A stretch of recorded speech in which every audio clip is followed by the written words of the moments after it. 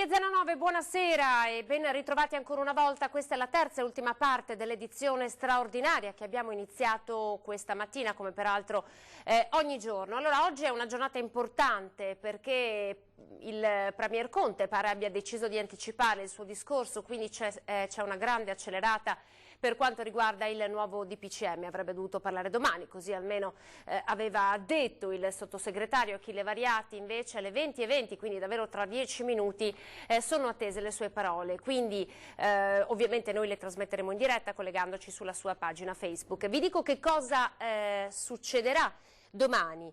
Da domani potranno ripartire in tutto il Paese le imprese e i distretti del settore manifatturiero, la cui attività si è rivolta prevalentemente all'export, e le aziende del comparto costruzioni solo per i cantieri sul dissesto, scuola, carceri ed edilizia residenziale pubblica.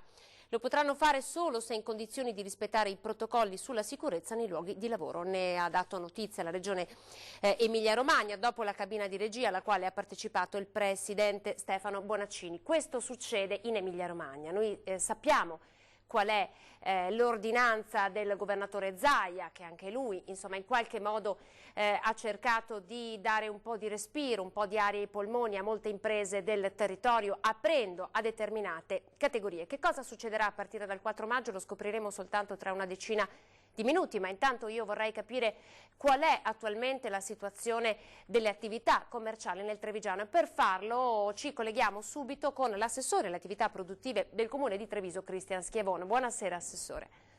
Sì, buonasera, ma faccio una precisazione: io sono l'assessore al bilancio, l'assessore alle attività produttive è un mio collega. Ecco, siamo già partiti con un errore, mi scuso Assessore.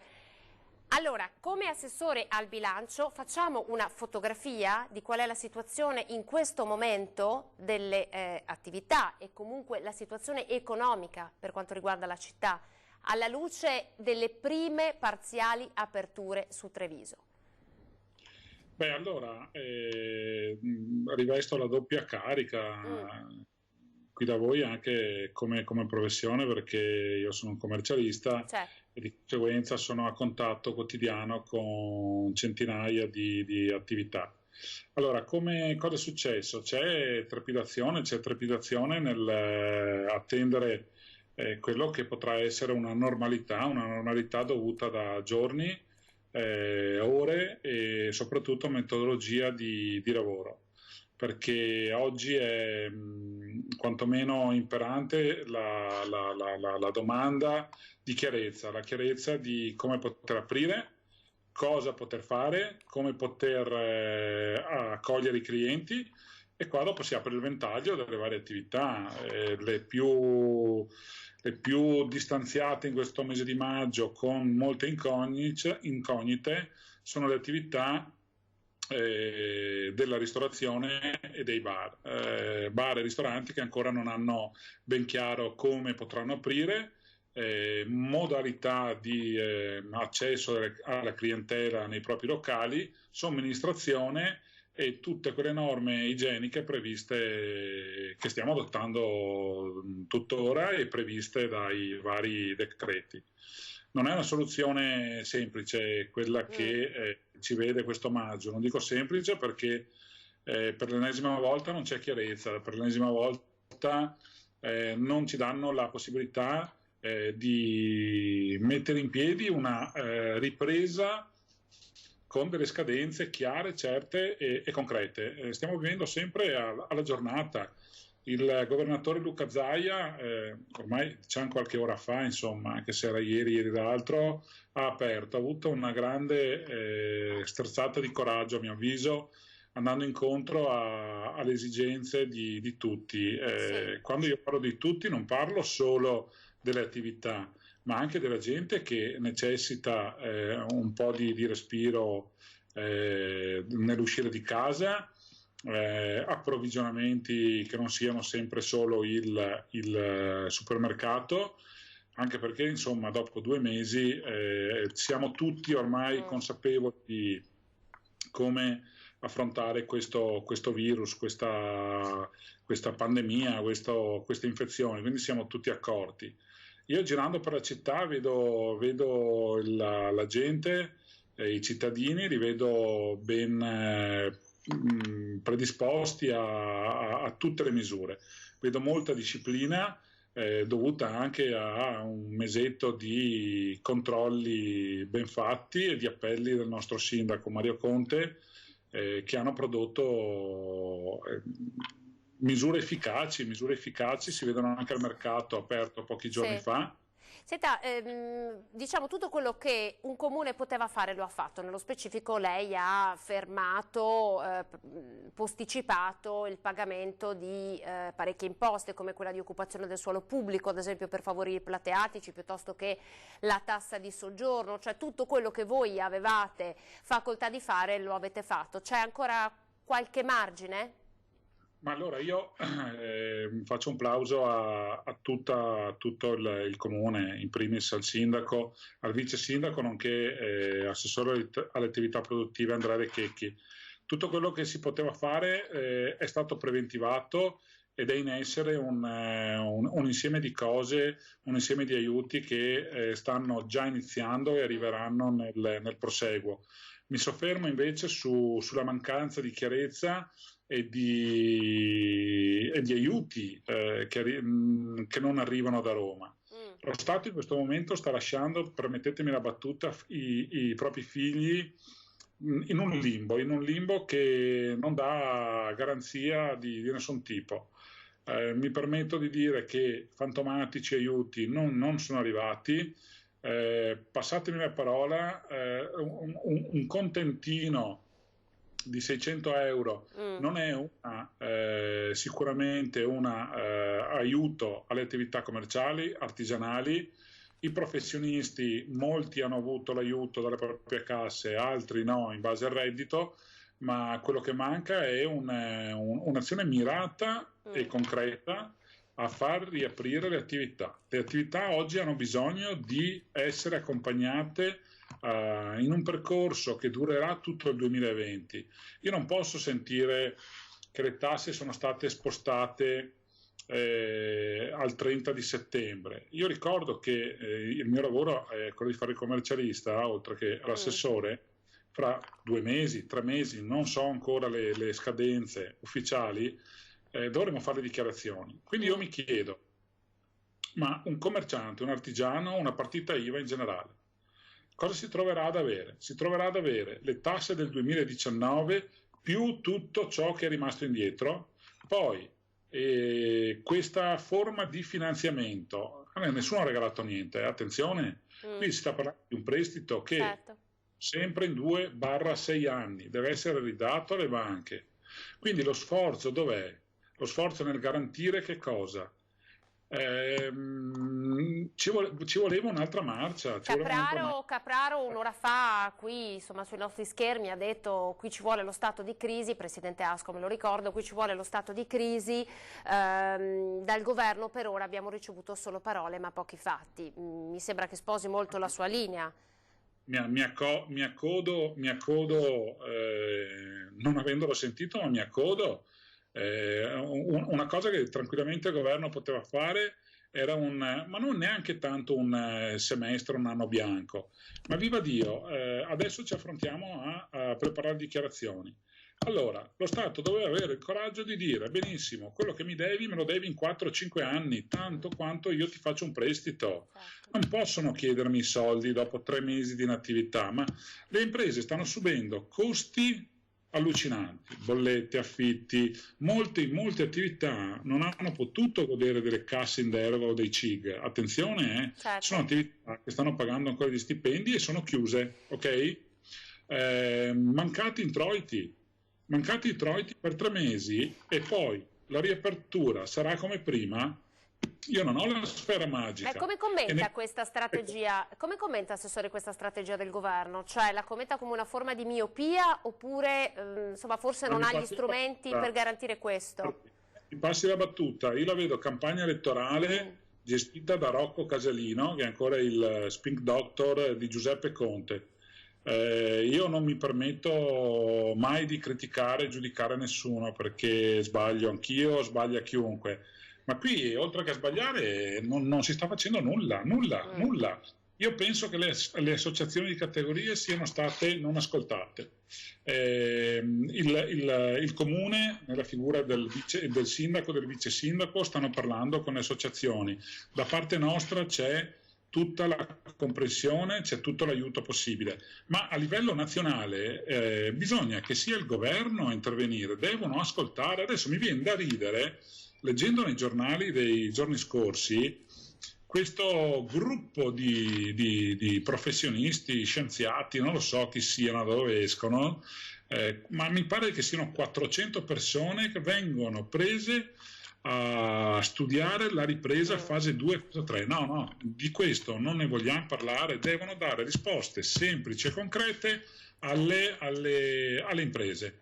Le imprese hanno bisogno di riprendere in maniera serena, non devono avere l'accollo di debiti verso lo Stato nei prossimi 6, 7, 8 mesi. L'impresa che è in ginocchio, io continuo, visto che approfitto della sua presenza, a farle delle domande e mi scuso fin da ora se poi la dovrò stoppare, perché appunto quando inizia a parlare il Premier Conte lo facciamo ascoltare in diretta. Stiamo parlando di crisi, ovviamente chi in questo momento sta pagando di più è tutto il grandissimo comparto del turismo, 35.000 imprese, lei ha appunto bloccato la tassa di soggiorno, ma insomma fino a quanto possiamo andare avanti con queste cose? Di cos'è che avrebbe bisogno in questo momento il sistema turismo? Treviso è una città turistica, insomma, riconosciuta una delle più visitate, ecco, negli ultimi anni. Guardi, non è Treviso, io ragiono a 360 gradi. A livello Veneto, il Veneto ha preso una botta non indifferente con il turismo. Divago un attimo dicendo io seguo delle attività anche a Jesolo. Beh, Jesolo è in ginocchio, Jesolo non ha prenotazioni fino a quest'estate, hanno affitti da pagare, hanno personale da assumere, hanno l'incertezza totale sulla spiaggia, addirittura sulle spiagge. So che dei primi confronti di 50-60 mila ombrelloni le varie cooperative stanno portando in spiaggia la bellezza del 40-50% degli ombrelloni. Però c'è bisogno di un aiuto a fondo perduto, c'è bisogno di stoppare quantomeno quello che è il carico fiscale delle aziende colpite maggiormente per tutto il 2020, cioè non è che dobbiamo fare algoritmi, poi le pagliacciate sul MES, non MES, stiamo andando a mendicare fuori casa quello che l'Italia potrebbe fare tranquillamente. Allora io non sono a Roma e non so i conti, non li so, però in comune li so bene. Viva Dio, se ho un'imposta posso anche concedere un credito e la riscuoto nei prossimi anni, certo, compatibilmente con le esigenze di bilancio. Però, ripeto, lo Stato in questo momento non sta facendo per nulla il padre di famiglia, sta lasciando i propri figli in mezzo a una strada senza neppure un'indicazione, senza un cartello. Mi piace come si sta comportando la Germania. Ma allora, a me, guardi, si sta comportando bene, per l'amor di Dio, ben venga, si sta comportando bene. La Germania, a mio avviso, si sta comportando bene e male da anni, stanno facendo bene i loro interessi assieme all'Olanda. Ricordiamo che l'Olanda è una di quelle aziende è uno di quei paesi dove c'è un forte niet al sistema Italia. Ma l'Olanda nasce come Stato fiscalmente valido e utile per le multinazionali. La Francia, grandi aiuti non mi sembra ne stia dando, quindi io non voglio andare a vedere i nostri vicini, io sto dicendo che l'Europa oggi sta dimostrando una pochezza incredibile, una pochezza. Io piuttosto guardo gli Stati Uniti, non entro nel merito di Donald Trump o chi che sia. Però l'America, come sempre, aiuta i propri figli, aiuta tutti gli stati, aiuta con fondi perduto, bonifici direttamente alle famiglie, cosa che qua non accade. Perché qua non accade? Perché noi siamo succubi, siamo, passatemi il termine, quasi schiavi, servi di un sistema finanziario europeo. È ora anche di finirla, di abbassare sempre la testa. Laddove uno Stato può battere moneta, può emettere moneta o può agire in solitudine, i risultati si vedono.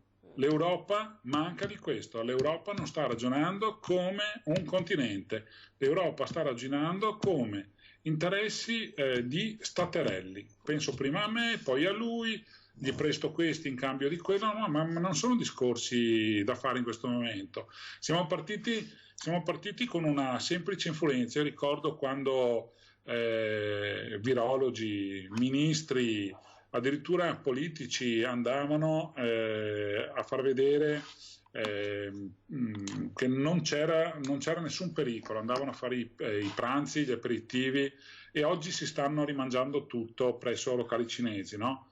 Ma è stata gestita male da gennaio questa situazione, quindi anche l'informazione che a noi è arrivata. Domanda: si sapeva o non si sapeva a cosa si andava incontro? Perché se io vado a vedere la Gazzetta Ufficiale del 1° febbraio 2020, di 3 mesi fa sto parlando, non di un anno fa, il governo aveva già decretato lo stato di emergenza e aveva stanziato 5 milioni ritenuti sufficienti per controllare questa emergenza. Ma allora, di che cosa stiamo parlando? Al 31 gennaio mi dici che c'è l'emergenza e poi ci lasci andare un po' allo sbando. Assessore, ascoltiamo cosa dice Conte, cosa dice, vediamo se dirà qualcosa che, insomma, che lei si aspetta. Vediamo che cosa dice. Guardi, sta per parlare. Io la ringrazio per il suo intervento, che approfondiremo magari anche nella giornata di domani nel corso del nostro notiziario. Vediamo insomma se il Premier dirà qualcosa che anche le sue orecchie avranno piacere di ascoltare, se ci stupirà. Io la ringrazio per il suo contributo, le auguro insomma una buona serata. Grazie a voi. Grazie Cristian Schiavone, assessore al bilancio del Comune di Treviso. Allora io do l'avvio alla diretta, adesso vediamo di emettere l'immagine a tutto schermo. Questa nuova fase, la fase 2, la curva del contagio potrà risalire in alcune aree del Paese.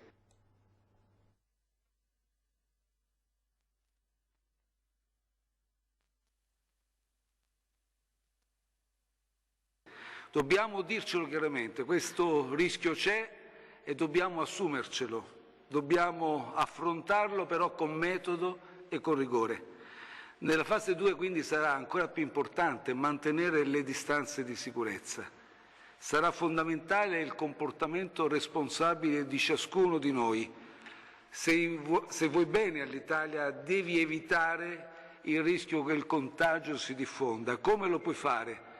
Non bisogna mai avvicinarsi, bisogna rispettare le distanze di sicurezza almeno 1 metro. Questo è fondamentale. E guardate, anche nelle relazioni familiari con i parenti bisogna stare attenti perché bisogna rispettare questa precauzione. Teniamo conto che gli scienziati e gli esperti ci dicono che almeno un contagiato su 4, la causa di questo contagio è nelle relazioni familiari. Vogliamo tutti che il Paese riparta, ma l'unico modo per convivere in questa nuova fase con il virus è non ammalarci e la distanza sociale. Se non rispettiamo quindi la distanza, se non rispettiamo le precauzioni, la curva risalirà e potrà andare fuori controllo. Aumenteranno i nostri morti, i nostri defunti e avremo danni veramente a quel punto irreversibili per la nostra economia. Se ami l'Italia, permettetemi di dirlo, mantieni le distanze. Anche il Governo ovviamente ha un compito specifico in questa nuova fase. Dovremo vigilare, monitorare costantemente affinché questa curva si mantenga sotto controllo, non risalga e dovremo essere pronti per intervenire in modo rapido, efficace, tempestivo laddove l'andamento della curva epidemiologica dovesse diventare critico. Abbiamo predisposto un meccanismo, adesso ve lo racconterò, per tenere sotto controllo questa curva e per consentirci di intervenire laddove dovesse sfiorare momenti critici. Stiamo tutti affrontando una prova molto dura, anche nei prossimi mesi. Ci aspetta una sfida molto complessa e mi rendo conto che molti di voi, dopo varie settimane di rinunce, di privazioni, vorrebbero un definitivo allentamento delle misure, delle restrizioni, delle varie raccomandazioni. Possiamo quindi anche reagire negativamente in questa fase. Potremmo affidarci al risentimento, perché no, alla rabbia, a ricercare un colpevole. Potremmo prendercela con chiunque ci capiti a tiro, in famiglia, con i familiari, con l'Europa, con il governo, con i politici, con le regioni, con la stampa. Non mancano le occasioni e non manca l'elenco. Oppure invece possiamo operare un'altra scelta, scacciare via rabbia, risentimento, pensare a cosa ciascuno di noi può fare per risollevare questa nostra comunità, per consentire una più rapida ripresa. Dipende da noi, dal compito che ciascuno di noi si sentirà di svolgere, ciascuno di noi, tutti indistintamente. Nelle prossime settimane, nei prossimi mesi dobbiamo gettare le basi della ripartenza del Paese. Dobbiamo rispettare quindi le raccomandazioni, dobbiamo rimboccarci le maniche e vi assicuro che il Governo farà la sua parte. Serve una stagione intensa di riforme, deve essere questa l'occasione per cambiare radicalmente tutte quelle cose che nel nostro Paese non vanno e non vanno da tempo. Io la squadra, insieme a tutta la squadra dei ministri, noi non ci tiriamo indietro, non ci tireremo indietro. Avete visto, ci battiamo, ci siamo già battuti e continueremo a batterci in Europa ma anche in Italia per cambiare tutte le cose che non vanno. Questo piano che adesso vi illustro parte dal 4 maggio, quindi ve lo anticipiamo con molti giorni, perché è ben strutturato, ben articolato, ben pensato e deve anche essere da voi maturato in modo da poterlo, come dire, mettere a frutto nel migliore dei modi. Devo ringraziare ovviamente la nostra squadra di esperti e degli scienziati, la squadra di esperti coordinati, come sapete, dal dottor Colao e il comitato tecnico-scientifico che ormai lavora con noi da tempo, ci coadiuva da parecchio tempo. Per quanto riguarda un passaggio importante, nella convivenza con il virus conviveremo ovviamente e dovremo adottare tutte le precauzioni e anche i dispositivi di protezione individuale. A questo fine abbiamo già sollecitato il commissario Arcuri, il quale con ordinanza interviene a calmierare e fissare i prezzi di mercato delle mascherine. Noi non vogliamo che ci siano distorsioni, speculazioni di mercato su questo fronte.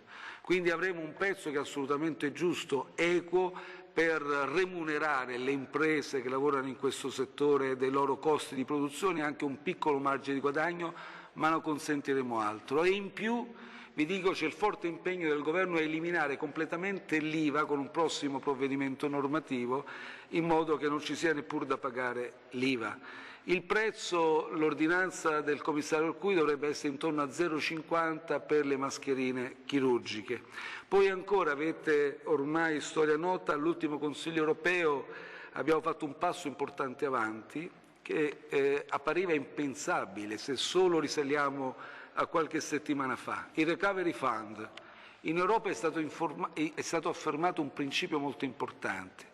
La reazione a questa emergenza deve essere comune, rapida e deve essere coraggiosa.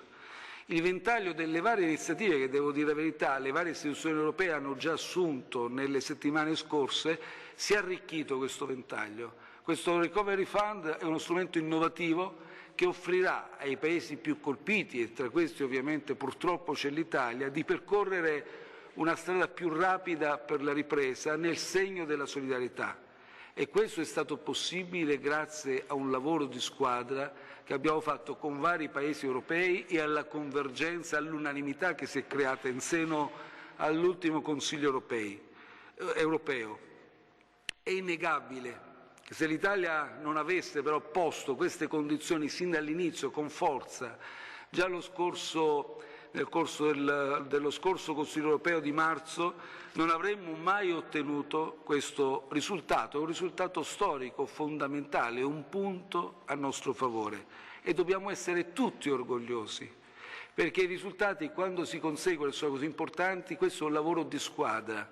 È il sistema Italia che ha sollecitato questa risposta il sistema Italia che ha ottenuto questa risposta. Io l'ho potuto fare, sicuramente sono la punta di questo sistema, ma vi assicuro che se non avessimo dato a livello non solo europeo ma internazionale questa prova di orgoglio, di dignità, di forza, di carattere, questo risultato non credo l'avrei mai conseguito.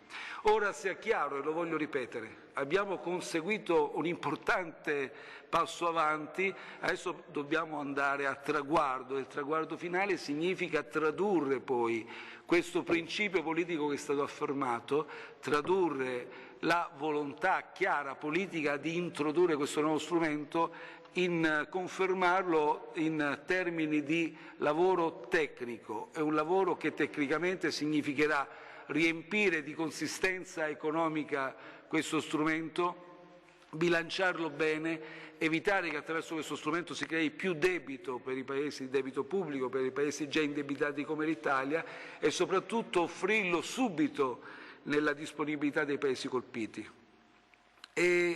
Prima di passare a illustrarvi poi i contenuti del decreto, voglio anche dirvi che noi stiamo ovviamente lavorando per le misure economiche. Qui ci tengo a dire, alcuni di voi sono ancora insoddisfatti, ne siamo consapevoli, però vorrei dire che lo sforzo sin qui è stato straordinario. Tra gennaio e marzo l'INPS ha accolto 109.000 domande in più di reddito di cittadinanza, di pensione di cittadinanza. Sono arrivate, pensate, solo per il bonus babysitting 78.000 domande. Per quanto riguarda i congedi straordinari per le famiglie, 237.000 congedi richieste. E ancora abbiamo già liquidato quasi 3,5 milioni di bonus da 600 euro per autonomi, professionisti, co, agricoli e lavoratori nello spettacolo. Alcuni attendono ancora, ci sono dei ritardi, di questi ritardi personalmente mi scuso, ma vorrei anche ricordarvi, attenzione, stiamo parlando di 11.000 domande, compresa la cassa integrazione. È una situazione senza precedenti. Pensate che questa mole di domande veniva trattata mediamente dall'INPS in 5 anni. È stata trattata e buona parte di queste sono state già evase in un solo mese. Ci sono quindi ritardi anche nell'erogazione della cassa integrazione in deroga. Però qui vorrei anche sottolineare che è necessario assolutamente il contributo delle regioni. Alcune regioni devono ancora affrettarsi a far pervenire i flussi e quindi ad adottare i relativi decreti. Alcune hanno fatto pervenire questi flussi, ma solo parzialmente. Attendiamo di completare il patrimonio informativo che permetterà un attimo dopo all'INPS di erogare quanto dovuto. E ancora, le imprese. Questo Paese non riparte se non punteremo sulle imprese.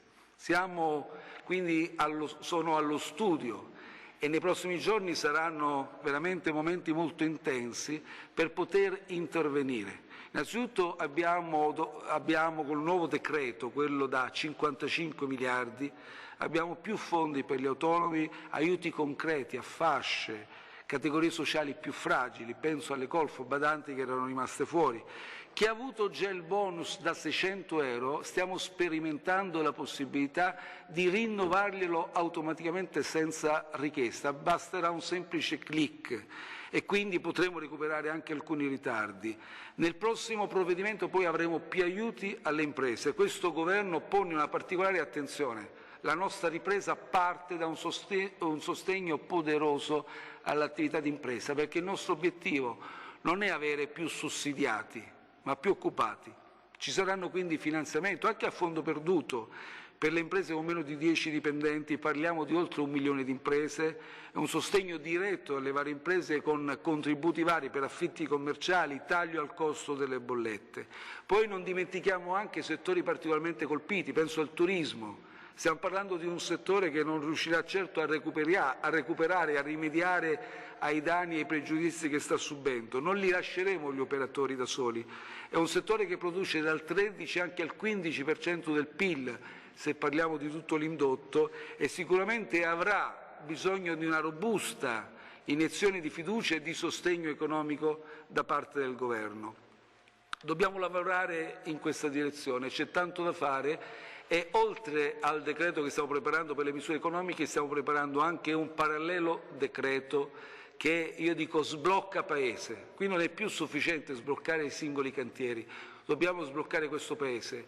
Ci stanno guardando a livello europeo e a livello internazionale, ci stanno guardando perché mostrano solidarietà, mostrano sostegno anche morale nei nostri confronti e diciamocelo anche con orgoglio, anche ammirazione per molti dei provvedimenti che abbiamo preso e io confido che anche questo nuovo provvedimento possa essere un provvedimento regole studiate, già ci stanno chiedendo una copia di questo provvedimento e io confido, dicevo, che anche nella ripresa l'Italia potrà essere ammirata.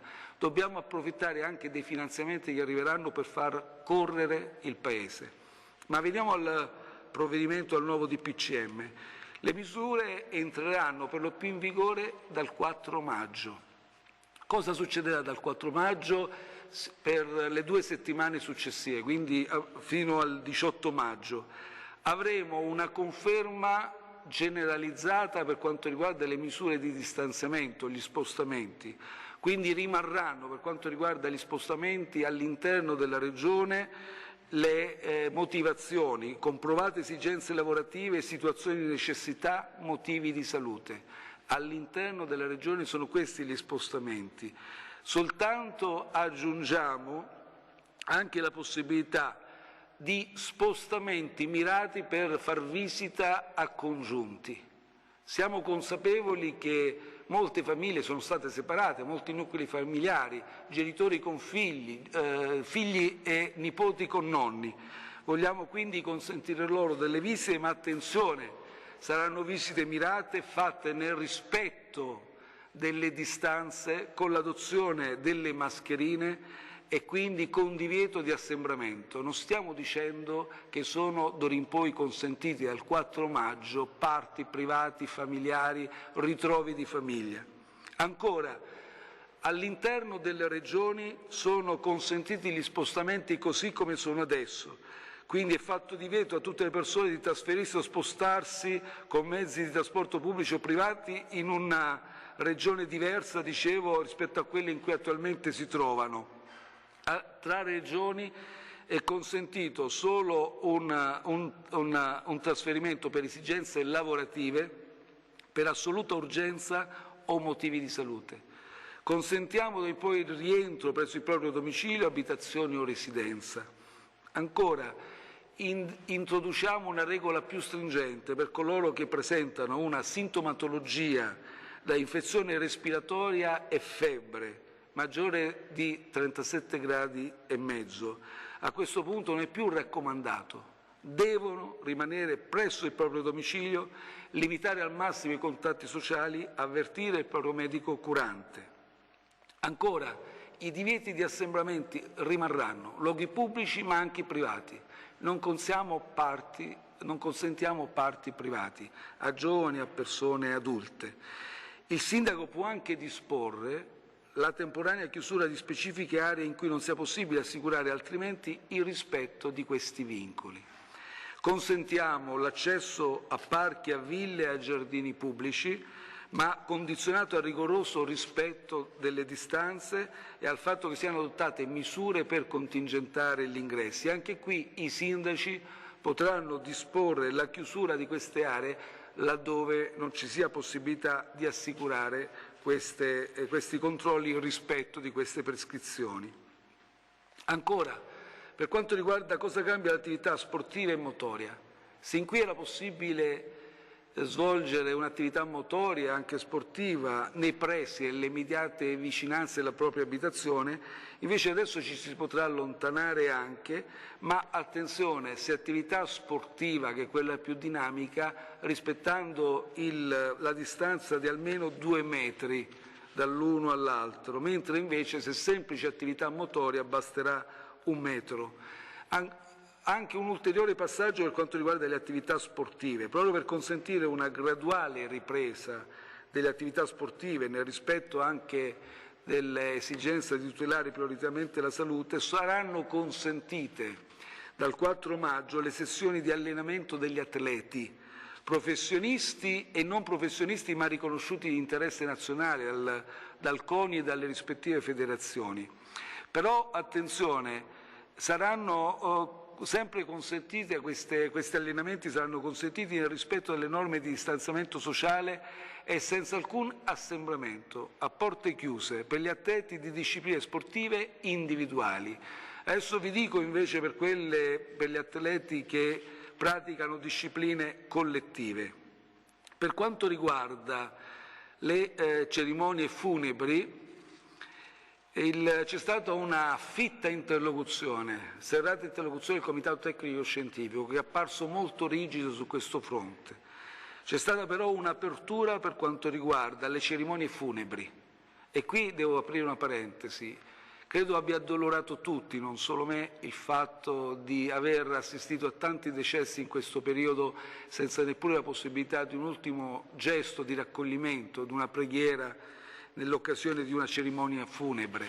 Quindi saranno consentite dal 4 le cerimonie funebri, con l'esclusiva però partecipazione di congiunti sino a un massimo di 15 persone, possibilmente con funzione a celebrarsi all'aperto, indossando mascherine protettive, rispettando rigorosamente le misure di distanziamento sociale. Io voglio ringraziare anche la CEI e tutte le persone che hanno una particolare sensibilità religiosa, perché chiaramente stiamo parlando anche qui di un diritto fondamentale della persona, la libertà di culto, la libertà di svolgere una pratica religiosa. Comprendo perfettamente la sofferenza che tutto questo sta procurando, però per eventuali ulteriori aperture ad altre cerimonie religiose dobbiamo continuare a interloquire col Comitato Tecnico Scientifico. Confido di poter confezionare con loro un rigoroso pacchetto di prescrizioni che nelle prossime settimane ci permetterà di allargare anche la riapertura ad altre cerimonie religiose. Consentiamo anche dal 4 maggio una maggiore attività. Adesso sapete che bar e ristoranti possono far consegne a domicilio, d'ora in poi dal 4 maggio sarà consentita anche attività di ristorazione con asporto. Attenzione però, che nessuno pensi che davanti a un bar o un ristorante ci possa essere un assembramento. Bisognerà rispettare rigorosamente, mettersi in fila, rispettare le distanze, si entrerà uno alla volta e il cibo si consumerà a casa, in ufficio, dove è consentito, ma non davanti al posto di ristoro. E veniamo un attimo alle attività invece produttive. Abbiamo qui operato una svolta che è stata, ho visto, anche ormai anticipata nei vari organi di stampa. Noi riapriamo, dal 4 maggio riapre tutta la manifattura, tutto il settore delle costruzioni e tutto il settore del commercio all'ingrosso funzionale alla manifattura, funzionale alle costruzioni. È un passaggio molto importante. Lo facciamo però con un piano ben articolato, ben strutturato, che poi potrete leggere in questo decreto, in questo nuovo decreto. È consentita questa riapertura sul presupposto che tutte queste aziende interessate rispetteranno rigorosamente i protocolli di sicurezza sui luoghi di lavoro. Ne abbiamo sottoscritto un altro, ancora più sofisticato, ancora più rigoroso e perfezionato, il 24 aprile, l'altro giorno. Ringrazio i ministri che hanno lavorato a questo, ringrazio tutte le parti sociali che si sono prestati ancora una volta con grande senso di responsabilità per questa sottoscrizione. Quindi il messaggio da dar subito a tutte queste aziende: attenzione, recuperate subito questo nuovo protocollo, iniziate a lavorare, perché anche prima del 4 maggio, nei prossimi giorni, vi verranno consentite attività per predisporre tutti i locali di lavoro, i luoghi di lavoro in conformità con le prescrizioni di questo protocollo di sicurezza. Ancora, un passaggio molto critico è quello dei flussi di lavoratori che si sposteranno. Di qui quindi un protocollo di sicurezza anche per le aziende di trasporto. È stato sottoscritto il 20 marzo 2020 dalla Ministra De Micheli e anche qui bisognerà che tutte si predispongano, le aziende, al rispetto assoluto delle prescrizioni contenute in questo protocollo di sicurezza. E poi abbiamo un ultimo protocollo di sicurezza per garantire la tutela della salute dei lavoratori sui cantieri. Questo è stato sottoscritto, anche questo ieri l'altro, il 24 aprile. Ecco, allora con questa somma di protocolli, con queste prescrizioni rigorose, noi ci avviamo ad allentare un lockdown per il 4 maggio.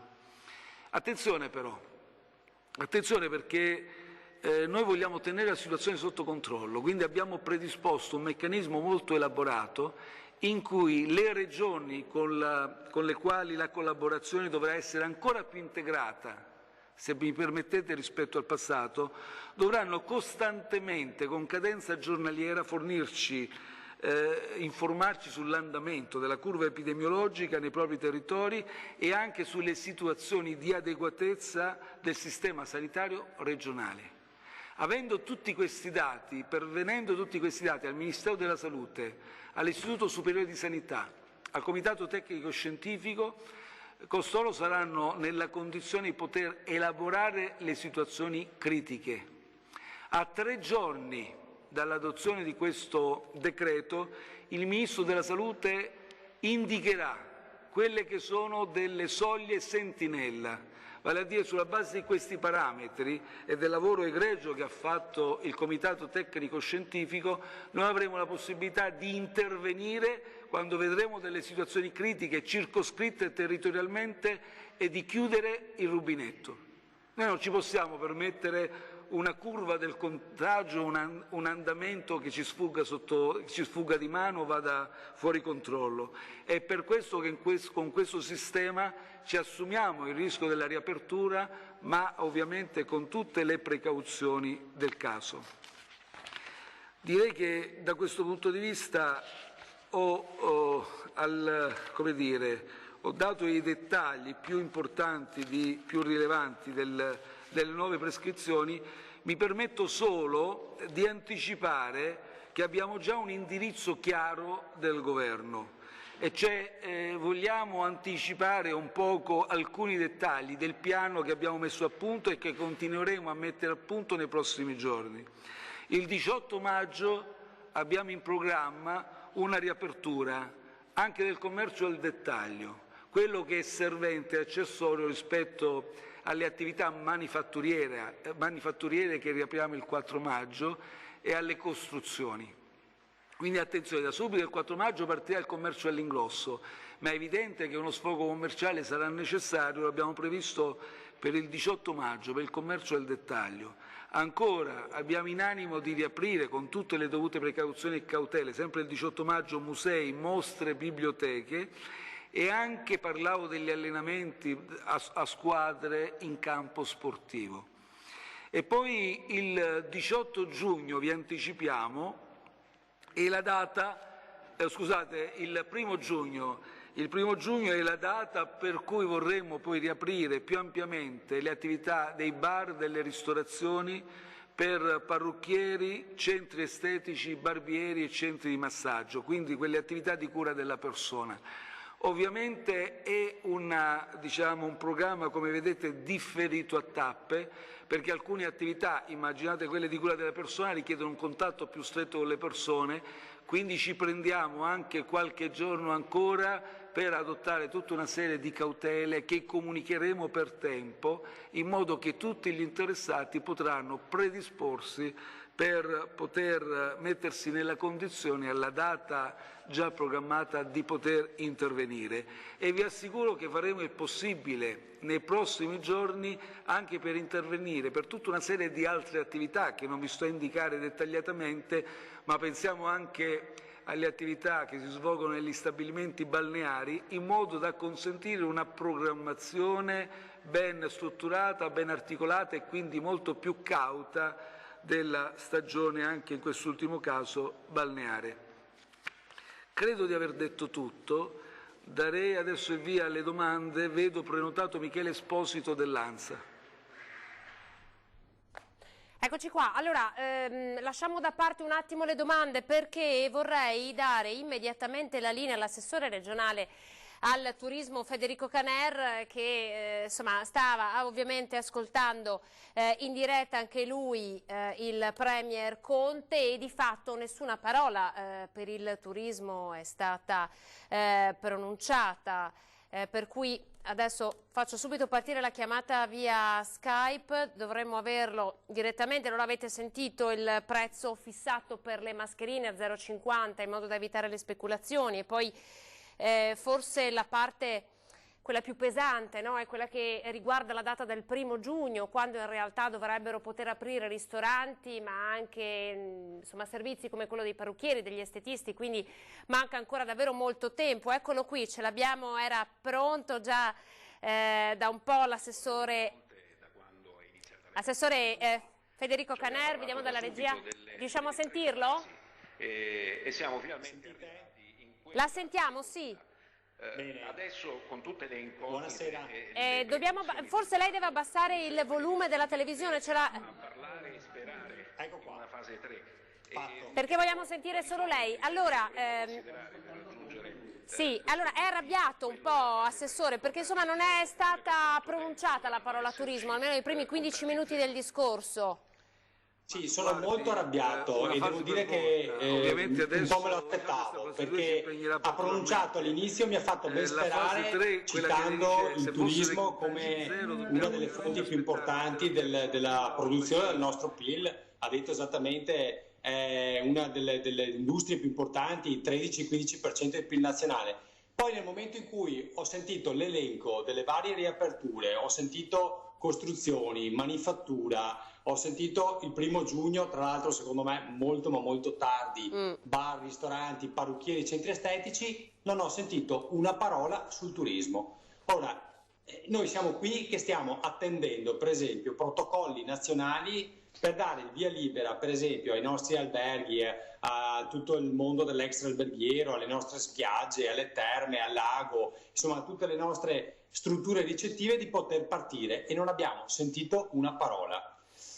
Sono veramente perplesso, perché mi pareva anche, devo dire la verità, avesse cominciato anche bene, nel senso lasciava presagire, no, una apertura se non altro graduale, ma insomma dicendo useremo le mascherine, ma insomma apriamo. Certo. Dopodiché guardi, tante delle cose che ha detto in Veneto le stiamo già facendo, certo. Cioè il cibo da sport e ristoranti che lui vuole aprire dal 4 maggio in Veneto si sta già facendo, come tante altre iniziative. Cioè, io veramente rimango basito, se non arrabbiato, ma guardi, non per me, ma penso a tutti gli ascoltatori che l'hanno ascoltato, tutte le partite IVA che penso si metteranno le mani nei capelli. C'è stata infatti più di qualche frecciata alle regioni, e abbiamo sentito insieme che sono stati definiti i protocolli per la sicurezza dei lavoratori nei cantieri, autotrasporto, manifattura, per cui ecco, il comparto del turismo, come dice lei, per ora è stato lasciato lì. Tra l'altro proprio in Veneto lo stesso comparto del turismo, mi viene in mente il grande lavoro che ha fatto Union Mare, che ha già fatto il suo protocollo di 18 punti dicendo facciamo questo,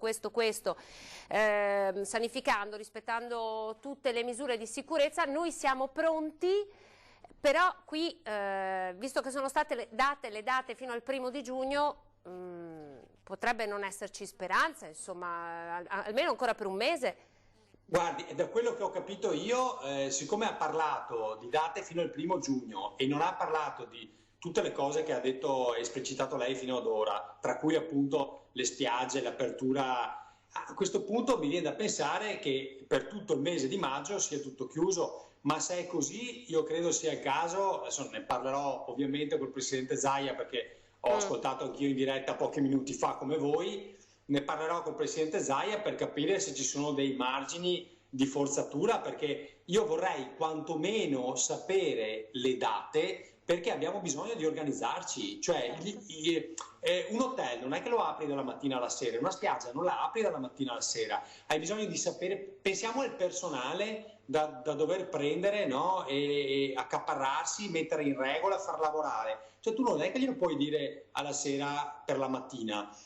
Io mi aspettavo che come minimo dicesse posso capire anche questo mese, anche se secondo me è troppo, ma se almeno avesse detto dal 1° giugno aperte anche le spiagge, aperti, non dico gli alberghi perché gli alberghi di fatto sarebbero già aperti, ma insomma dare la possibilità di andare al mare, di andare in montagna, di fare alcune attività che ci chiedono, penso tutto al termale, le saune, tutta questa gestione qua.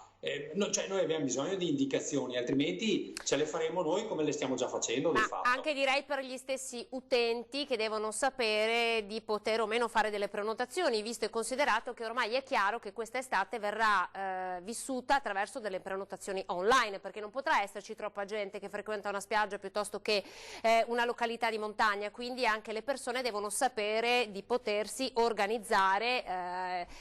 Zaia pensava che Conte avrebbe parlato di app oggi, quindi anche le app che per esempio ci permettono di fare delle prenotazioni, invece nemmeno questo tema è stato toccato. Che possibilità avete secondo lei, Assessore, adesso lei diceva di forzare, no? Cioè, serve un decreto per aprire una spiaggia o un...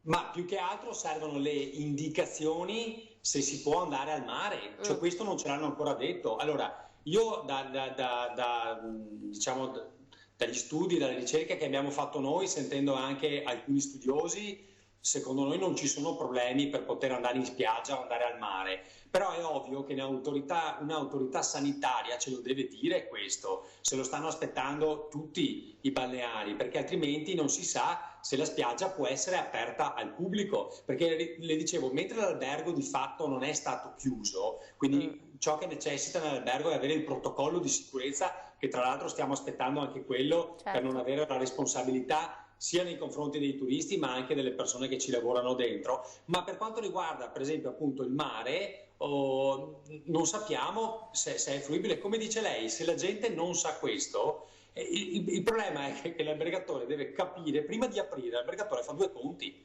giustamente e dice: se io so che la gente mi arriva, che posso fare una promozione, anche noi stessi siamo pronti con la promozione, ma ovviamente io non faccio la promozione finché non so quando effettivamente posso dire alla gente andate al mare, andate in spiaggia piuttosto che in montagna, al lago, alle terme. Questo è il problema che abbiamo e ci aspettavamo almeno una data, ripeto, magari anche in là purtroppo, ma almeno sapere che da una determinata data in poi c'è un'apertura e quindi ti organizzi. Mi organizzo anche con la promozione, per esempio, sapendo quando farla partire io come regione, ma ovviamente in questo momento mi preoccupo molto di più degli imprenditori. Quindi dopo aver finito di parlare con noi lei chiamerà il presidente Zaia, che insomma non ha mai smesso di lavorare in questi giorni, per capire la vostra fase 2, insomma se c'è qualche margine di movimento, giusto?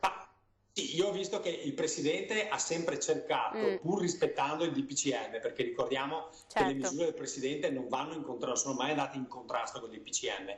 Certo che come tutti i DPCM ci sono delle aree, delle zone buie e noi abbiamo molto spesso cercato di fare chiarezza con un'interpretazione estensiva, no? Perché abbiamo questa idea che è quella di aprire il prima possibile in sicurezza, con le mascherine, con tutte le cose che sappiamo, no? Vedi la questione cimiteri per esempio, adesso ci è arrivato anche lui che dà la possibilità addirittura di assistere ai cortei funebri e quant'altro, però insomma io penso che studieremo con la direzione nostra, con l'avvocato Butteon, la possibilità di capire su questo DPCM che uscirà se ci sono gli spazi per poter aprire. Ecco, io posso già dire che se ci saranno questi spazi noi li useremo. Li userete, va bene, grazie, buon lavoro, grazie per essere stato con noi Federico Canera, assessore regionale al turismo, grazie. Grazie a lei. Buon lavoro, abbiamo un minuto, io prendo un minuto davvero per riassumere quello che ha detto Conte, dopo ci dobbiamo salutare, il prezzo è stato... Va bene, allora dalla regia pubblicità pochi secondi, poi ritorniamo per un breve riassunto e quindi vi aspetto, grazie.